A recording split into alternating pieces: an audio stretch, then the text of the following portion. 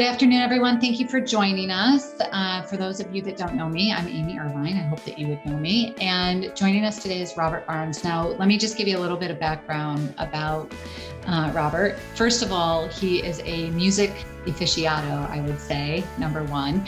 But he also is an insurance expert. He's worked with financial advisors like me for 20 years, helping clients with their estate planning and business planning needs.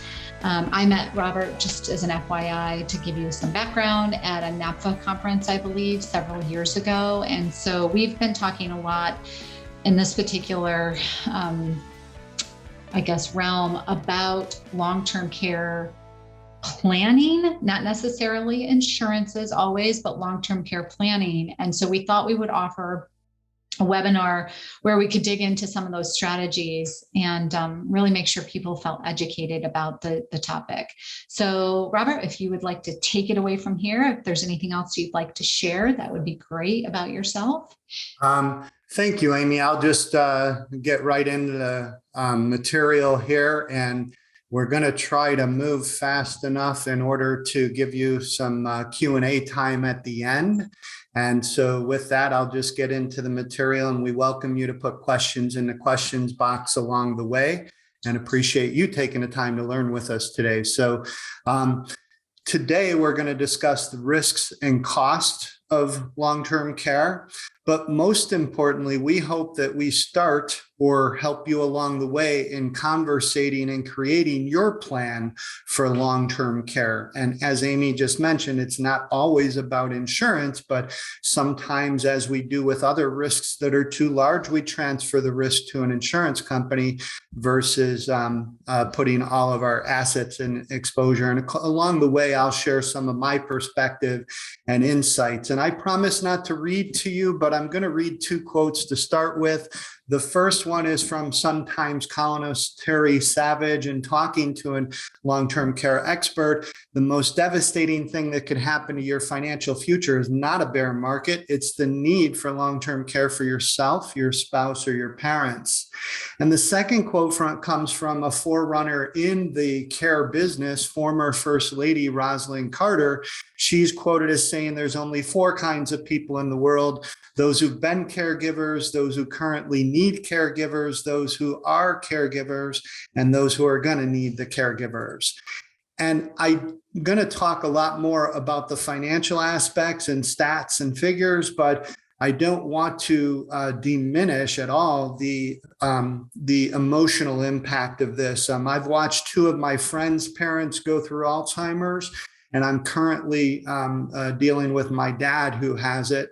And it's just not a dignified situation, no doubt. But when one young lady who was caring for her mom was interviewed and asked what she gave up, she talked that she gave up her boyfriend, her house, her social life, her career, her freedom, life as she knew it. And that's the indignant side of this. So let's, long-term care insurance is about asset protection. It's about leveraging your assets, about protecting your family and providing dignity and peace of mind. But let's look at some of the statistics, if you will. There's a statistics that's thrown around the most in our business that says that once you reach age 65, you have a 70% chance of needing care during the rest of your life. And that statistic comes from an industry source book back in 2011. And you can see that this shows 31% of people won't need care. And of course, the other 70% roughly will.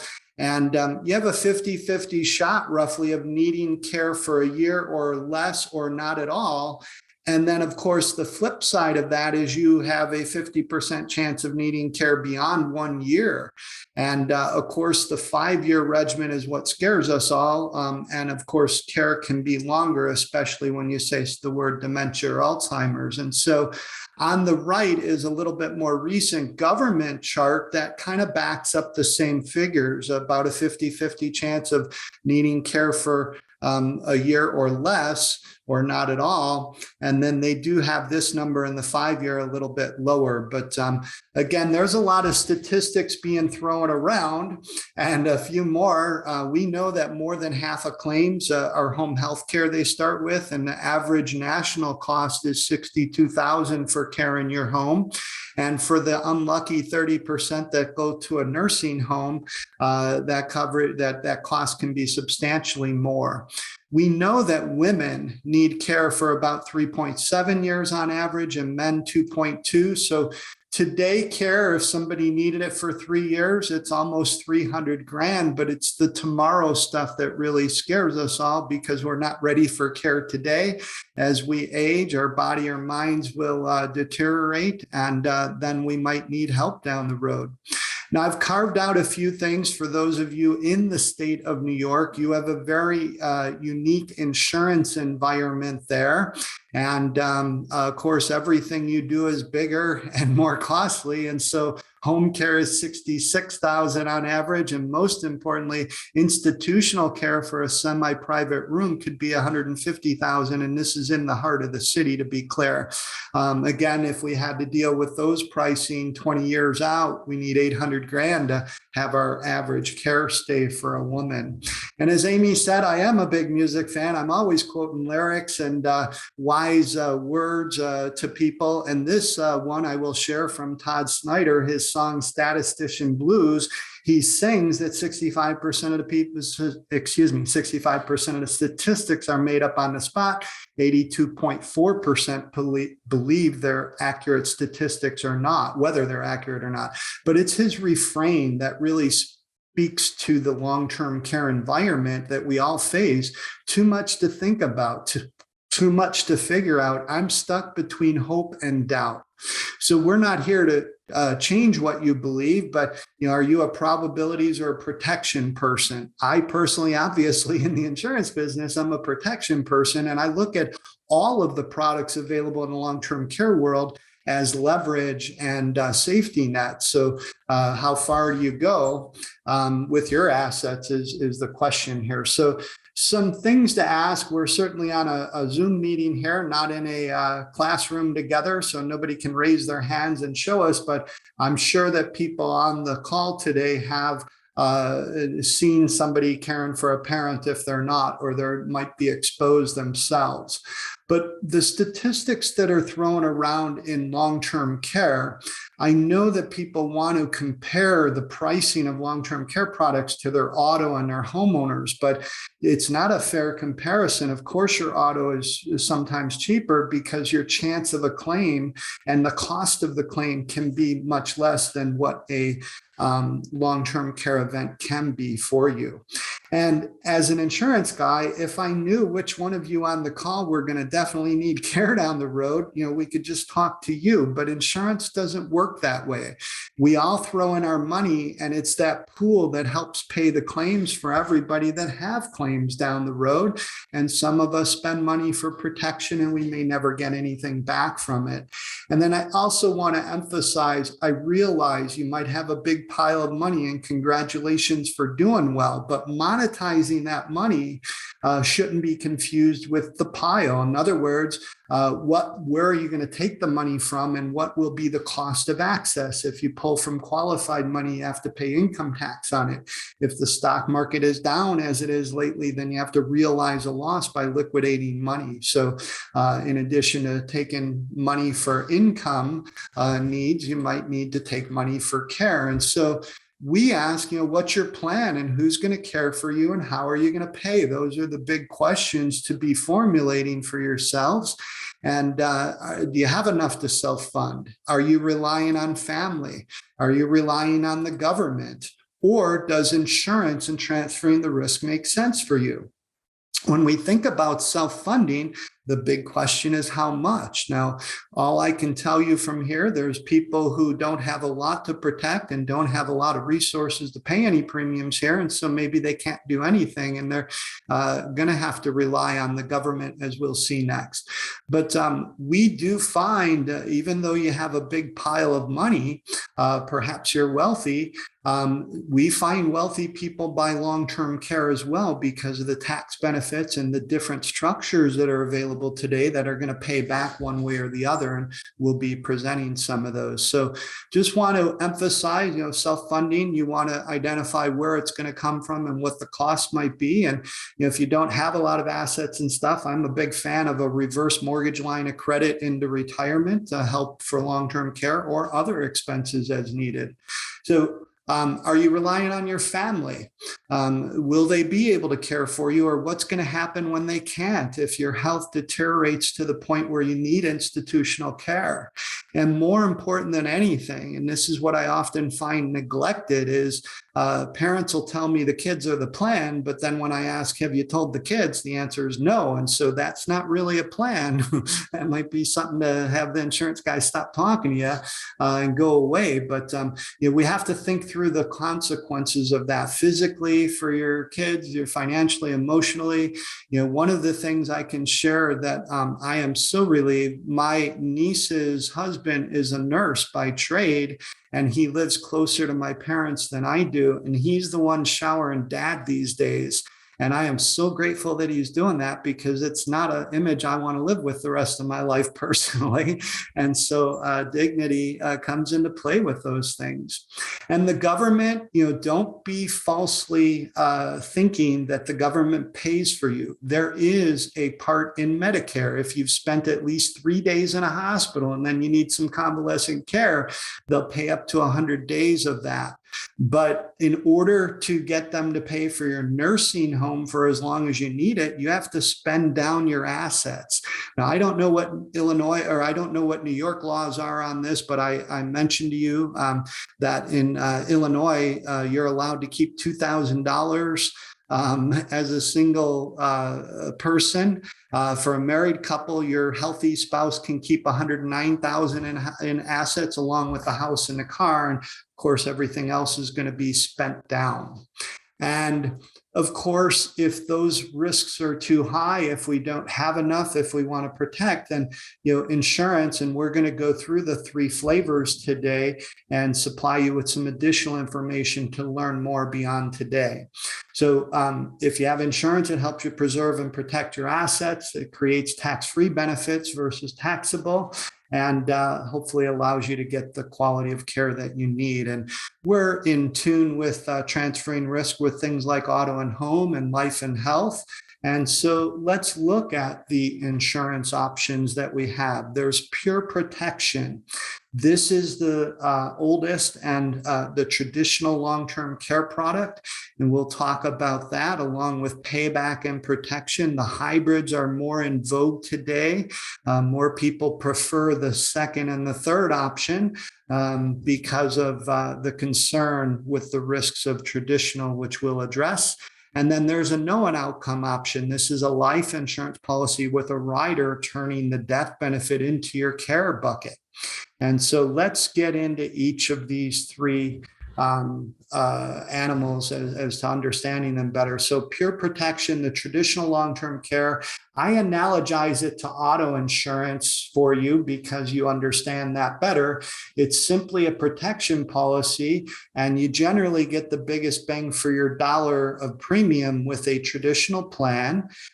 There might be asset protection on it, but like auto insurance, and the reason why I analogize it, if you never have a claim, then you don't get anything back from your auto insurance. All that money's out the window, and that's one of the negatives of traditional. But the one that scares people a lot, both advisors and clients, and this is the product line that has the bad stories attached and connotated to it. Most of the bad stories revolve around traditional, and of course the carriers pulling out of the marketplace and carriers having big price increases. And today there's fewer options than ever. In fact, I'm an insurance brokerage shop, and I only have 2 carriers left in this space for traditional long-term care. Now, I don't mean to sticker shock you here, so let me tell you that the 3 examples we are given, they equalize the money we spend for Jack and Jill's protection so that we can show you how the different options vary. And so by keeping it $10,000 a year for 10 years for each Jack and Jill, we have a nice round number or unit. And of course, if you wouldn't spend or couldn't afford $10,000 a year for you, if you spent half, the numbers are half. It is linear in that way. And so use these as a unit approach. And we're trying to show the same outlay in the three options so that we can show you the variance of the benefit pool that you'll have. And that's the important thing. So with Jill spending $10,000 a year for 10 years and the same money for Jack, we're showing a traditional long-term care product. She would start with a $264,000 pool of care. Jack has a $264,000 bucket of care. And there's a third bucket in this design with this carrier, so that if either Jack or Jill go through their coverage, they can touch the third bucket. So at age 80, Jack and Jill took $200,000 that they paid over 10 years. They paid up a policy, guaranteed pricing for it. And they have at age 80 almost $10,000 a month to spend, and they have a pool of just shy of $500,000 times 3, because Jack has a bucket, Jill has a bucket, and there's a third bucket in the design. So this is the traditional product. It's kind of a use it or lose it. And the carrier we're showing you here, we have price guarantee on it, but not all carriers and most don't have that in the traditional space. So now I'm moving over to the hybrids, and the hybrids, the way they're built is they shore up the two weaknesses that we don't like from traditional. Some people don't like the, use it or lose it kind of a thing. They want something that's going to come back to them or their family if they're spending a good chunk of their money to protect. And the hybrid not only guarantees a return, but it guarantees pricing. And that's the other advantage that people like about hybrids. So hybrids are more in vogue today than traditional, but we use all products as appropriate. So they guarantee pricing, they guarantee a return back.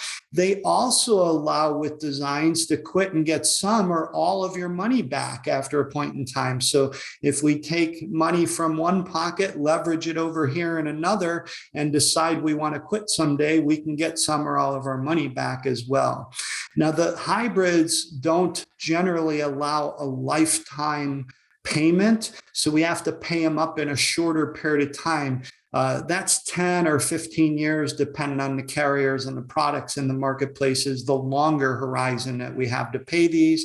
And all things equal, again, because you're getting guaranteed pricing, a guaranteed return of something, there's a cost to those guarantees. And therefore, all things equal, we would expect less benefits from a hybrid than what we'd get from a traditional for the same amount of money.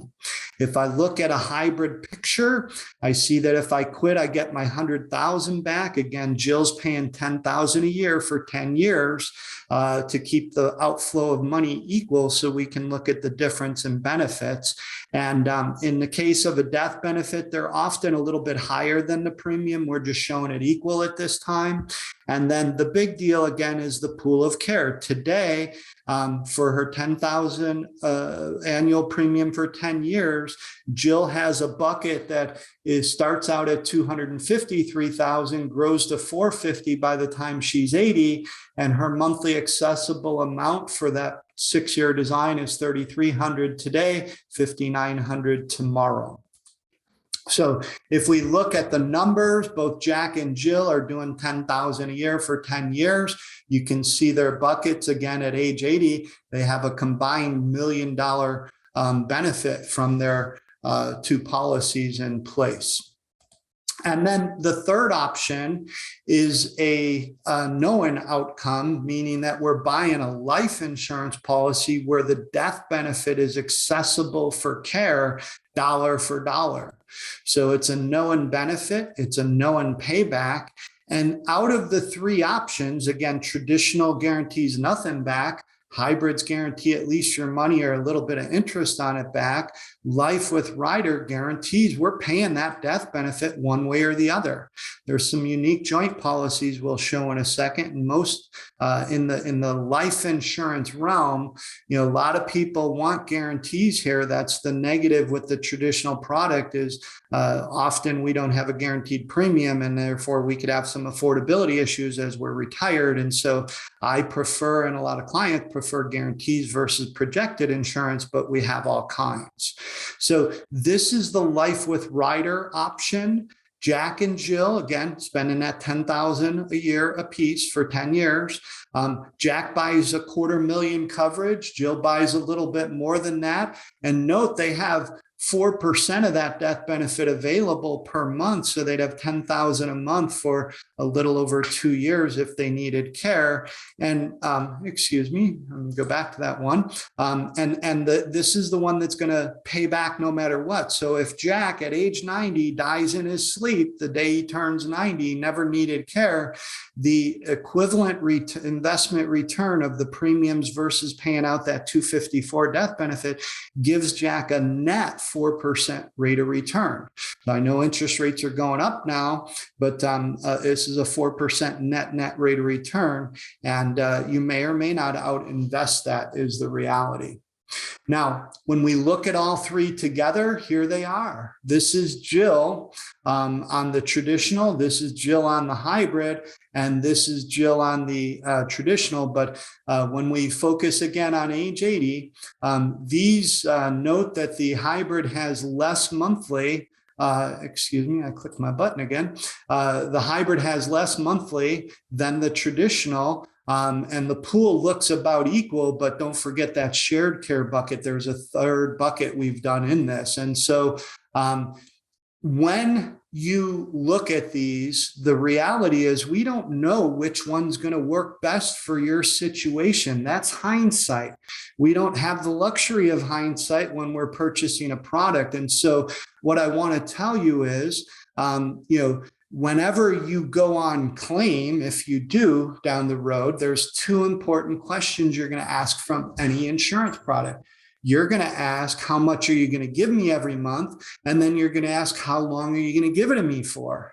And so playing the claims game of what if this situation happened? Which one of these three would I want? What if that happened to me? Which one of these three would I want? We can play that game all day long. And I'll just quickly do it that, if I knew that I was going to die 5 years after buying this, which product do I want? I easily want Life with Rider because it's going to pay my family back $267,000 after the $50,000 I paid into it.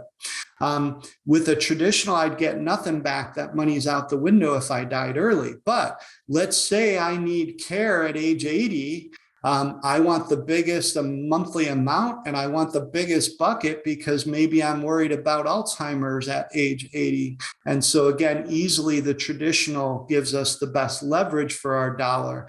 And you can see we could play this game all day long with what ifs, but what I tell people, don't try to get it perfectly right because we don't know which one's the best to do it. Only hindsight gives us that. Now, those are the three flavors, but there's some unique products in the marketplace. And the one on the board is one that I would ask before you think about not insuring at all.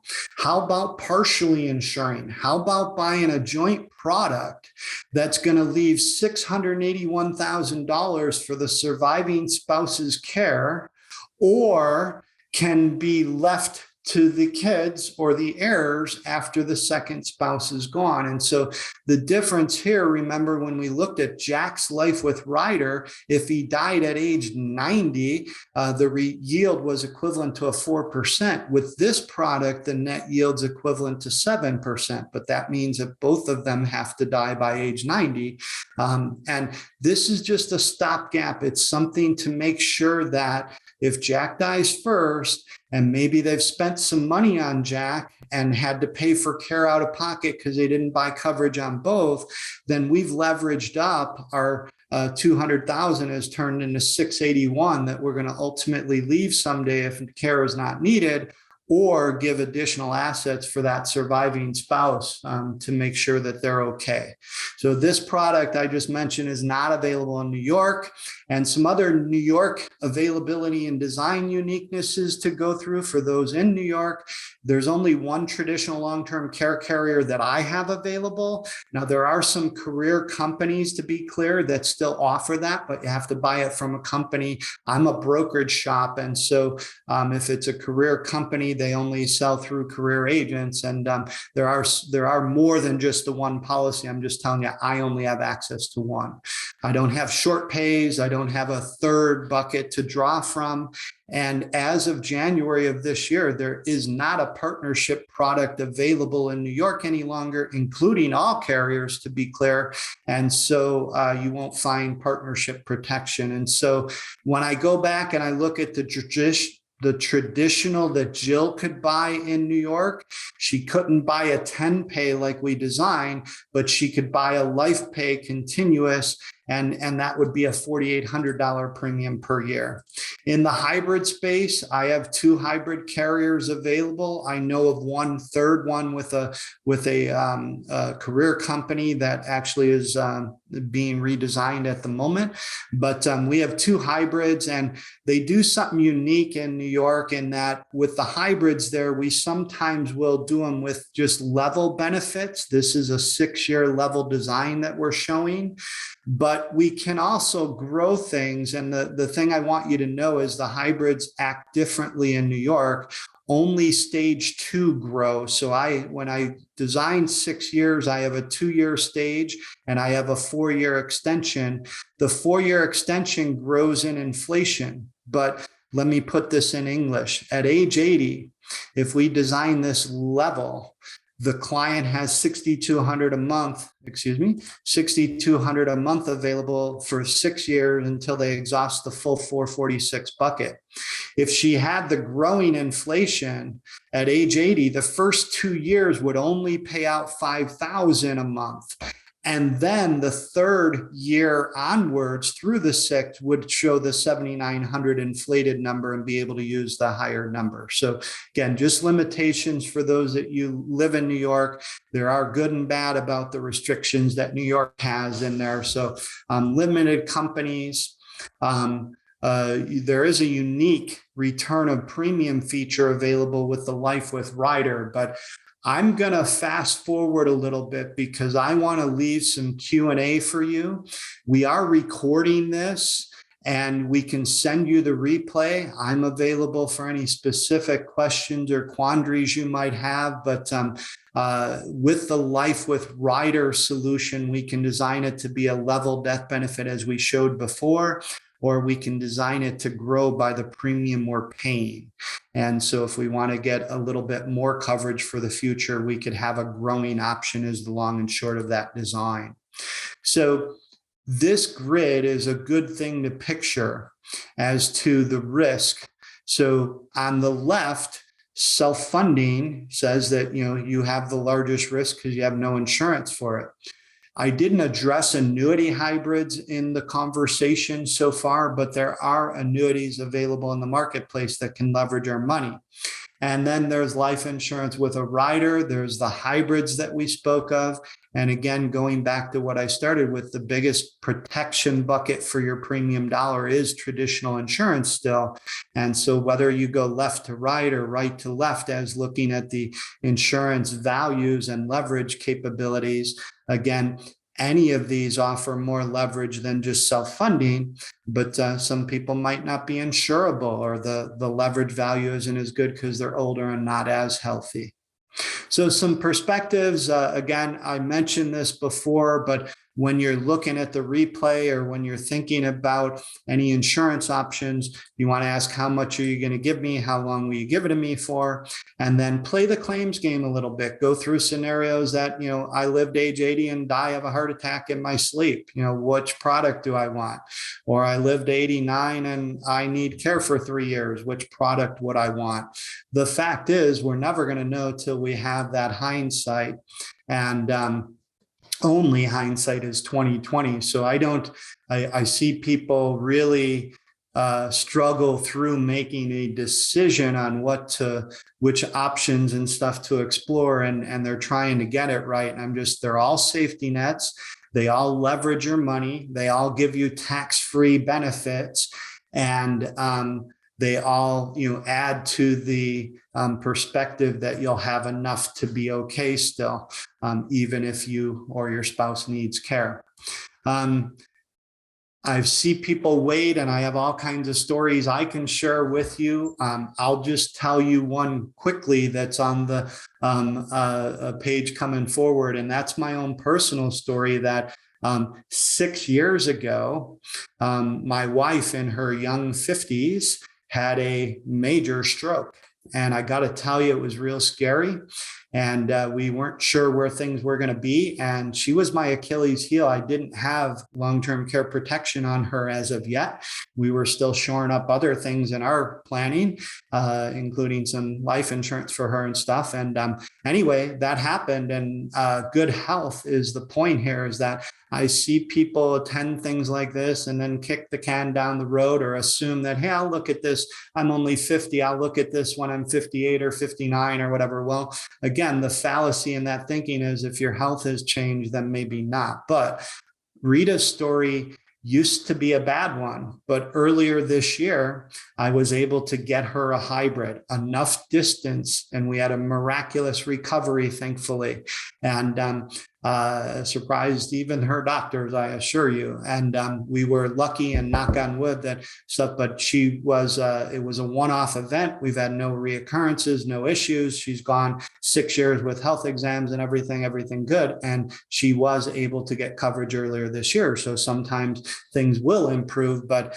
again, it's all downhill after 50 for our health. And so the sooner you get coverage, the more you can assure yourself you'll have it because of your health, and usually cheaper to buy it earlier without question as well. But leveraging into tax-free dollars is there. And so for those that might look at insurances and say, no, I'll remain self-insured, I want to bring up the issue of, do you have legacy goals? Because if you want to leave something to somebody, and depending on your asset level here, right, if you don't have a gazillion dollars, then you could be in some precarious situations down the road, unfavorable circumstances and sequence of issues and stuff that deplete your estate substantially or maybe totally. And so if you don't buy long-term care and you have a nominal estate value and you want to accomplish some legacy planning, maybe you want to make gifts now.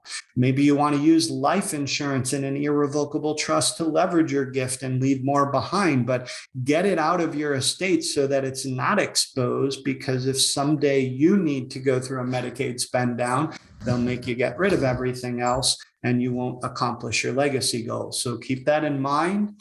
And, the question then becomes, should you remain self-insured? And that's something that Amy and the people at Rooted Planning can help you go through.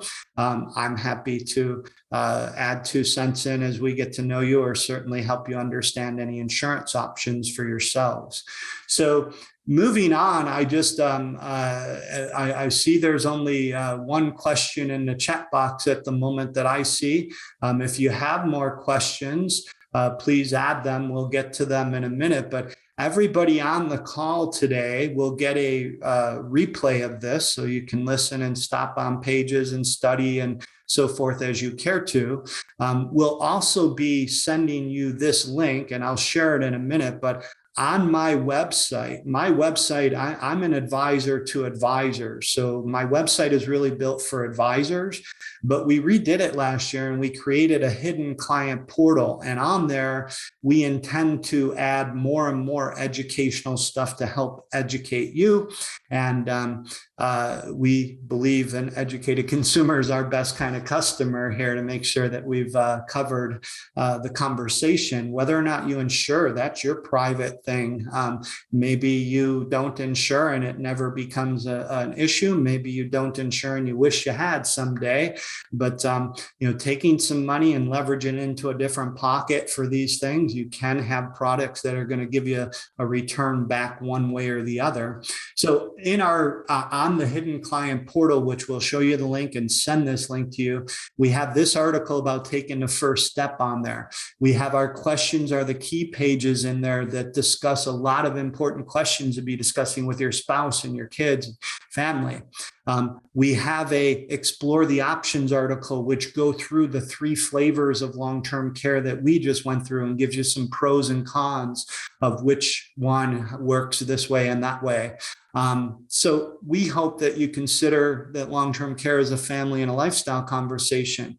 Have the conversation with your family. It's hard to talk about death and disability. I understand that, but it's a lot better to know the plan instead of having to create it in a time like somebody having a stroke someday.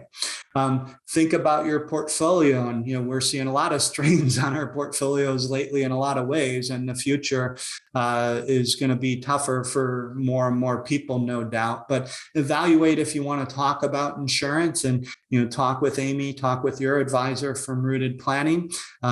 Certainly happy to discuss the insurance options with you. And so, if you will, this is something to write down. I'll keep it on for a couple of minutes. And then let me see here.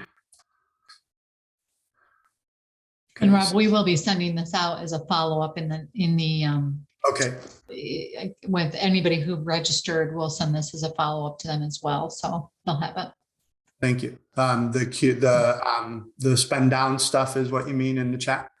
No, the link that you're providing, as well as, if they're interested, I posted that spend down stuff that was just pulled from the New York State Medicaid website so that people would have it if they were interested. We generally talk to our clients about this as an overview, but just because you brought it up and you said that you weren't familiar with what New York was, you were familiar with Illinois. I just wanted, for those that are in New York, I wanted them to have it. I appreciate it. I'm copying it so I retain it because I have to keep a New York file on everything because it's all different there from my world. And so knowing the laws and the regulations and product differences and nuances. So with that, I don't see questions, Amy, but maybe you have a few things that you want to ask for our last remaining 8 minutes here. And I'm just going to finish. Thank everybody for taking time and learning with us. Hopefully I didn't make you regurgitate your lunch or anything with some bad stories and news and prices of long-term care. But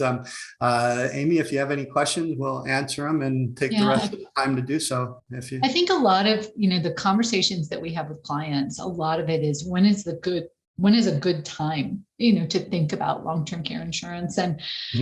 And so, what's a good age for that is probably one question that comes up quite often as far as starting to fund long-term care. Okay. So good question. And in fact, it helps me remember to tell you something else for our younger people on the call, but early and often, this is no different than, you might be telling people, hey, you need to be saving more money, right? You need X at retirement and you're only at this and you're behind and we need to save more.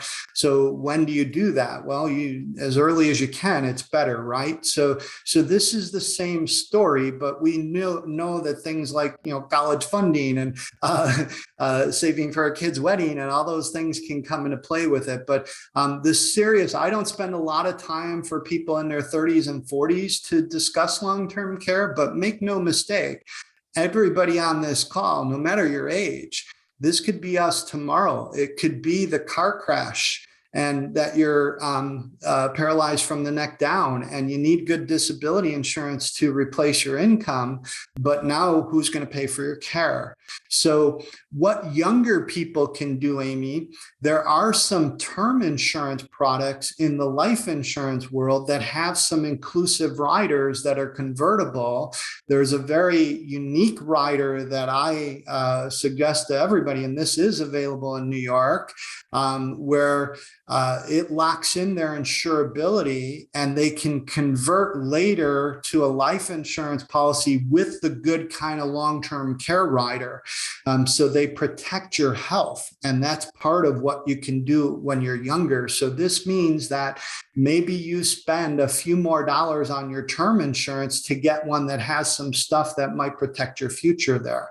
And if you had a claim, it's rare, of course, that car crash I mentioned attention. But if you had it, some of these policies give you benefits right now today, or allow you to convert to be able to get the benefits. So that's something younger people can do. Go back to the core of your question.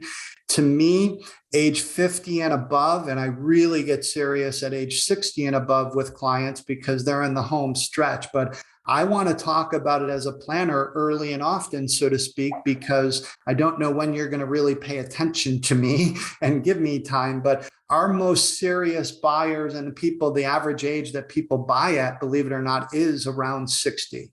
And so that's when people are starting to pull the trigger because they're seeing that they're in the home stretch of retirement. And again, prices are what they are at age 60 and your health is wherever it's at. And so if you want to make sure you get it, do something earlier while you're healthy. If you want to make sure you can afford it more, or even best of all worlds, and this is something I've been doing the last few years with a few good years in a row, I've converted some of that term to paid up life with rider. And so that I go into retirement with $1 million bucket of what if I don't need it for my care, it's going to be left to my kid. Anyway, that go ahead on other questions. That's my early and often, and what ages you should be seriously discussing long-term care. Yeah, I think a lot of the other conversations that we have are around underwriting, actually, and some of the issues that come up around underwriting. So depending on family history or your own history, one product or the other might be a better answer because, for example, somebody who has rheumatoid arthritis, a long-term care, traditional long-term care policy is probably not going to be an option. Well, that might be true. I'm not ready to say the extent until I know more about the extent of the rheumatoid and stuff. The word alone doesn't say you're uninsurable, but you're wholeheartedly correct, Amy. And you, I think, know this about our stuff is we have a process. We don't want to, we're making all these things and doing these presentations to help educate you and your clients. But the real conversation comes one-on-one of what's your situation, what do you care about, and all that. And as step one of our process is we screen your health.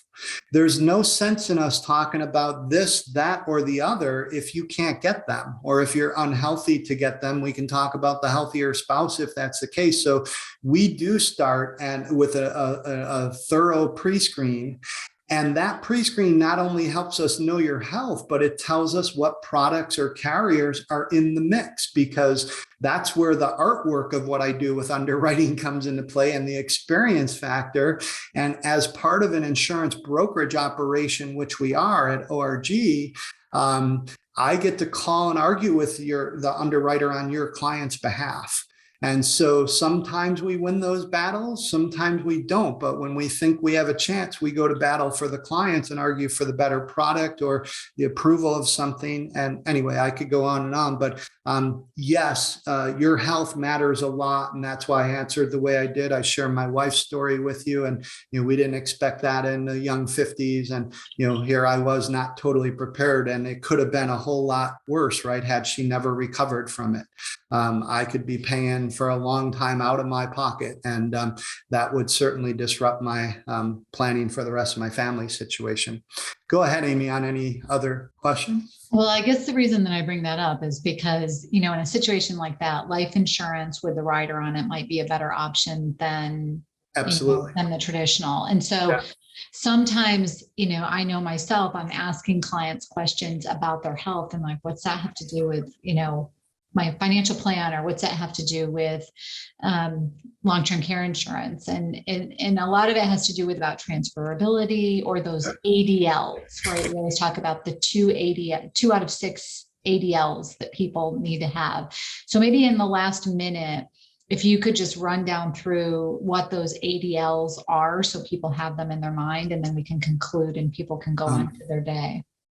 Sure. Let me, I can't put them up on the board as quick, but the 6, and I might not get them all, but the 6 activities of daily living. And what I will do is I'll tell you that on my website, which will be sending that link again to the client portal, that first article that we showed you with a lot of questions and everything, the 6 ADLs are listed in that article. So you have them, but they're bathing yourself, going to the washroom by yourself, feeding yourself.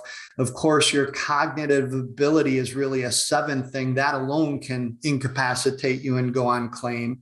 But they're those kind of activities of daily living, things that you think of all the time. And so the list will be in that article. And maybe we want to list them out in the body of your email if you care to, Amy, when you send that out with the link. But that's the essence of them. And if you, as you mentioned, the life insurance with the rider, again, sometimes those are the only thing I can get people. And when you were saying that, I thought of another, the song lyric we all know from the Stone, you can't always get what you want, but you might get what you need, right? And that's why, again, I don't want to spend, because the hybrids are unique in that they're just a pass or fail. In other words, if you don't pass, you fail. They don't counter offer you anything.